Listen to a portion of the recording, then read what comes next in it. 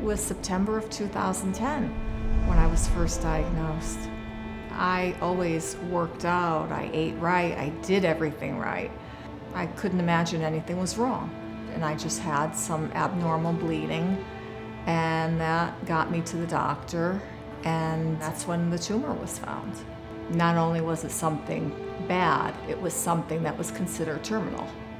I just felt like a diminished version of myself. It was the first time in my life that my body had ever let me down. And that was just the very beginning, of course. My form of cancer was so rare that when I looked online under prognosis, it had only one word: bad.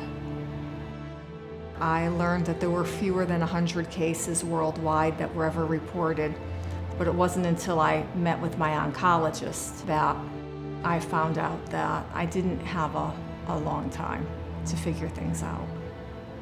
The very early days were the hardest.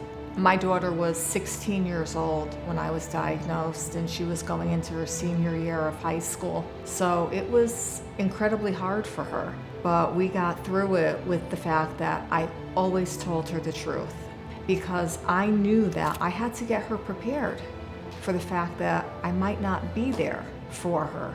So I set a short-term goal of seeing her graduate high school.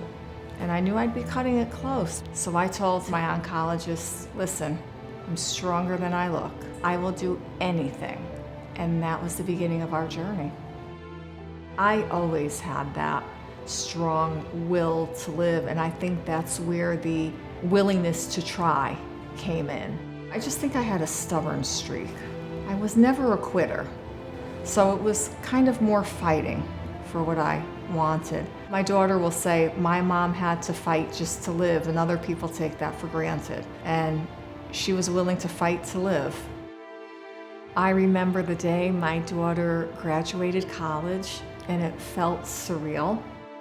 I sat so proudly in that audience, and I thought to myself, wow, I had set that goal to see her graduate high school, and I went on to see her graduate college, nursing school, get a master's degree, and then enter her doctoral program.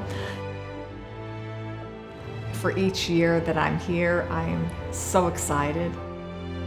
I feel like after you go through a really rough cancer battle that you could really enjoy just about everything that you do. You enjoy every day. I could even enjoy a day of running errands because I'm here to run errands.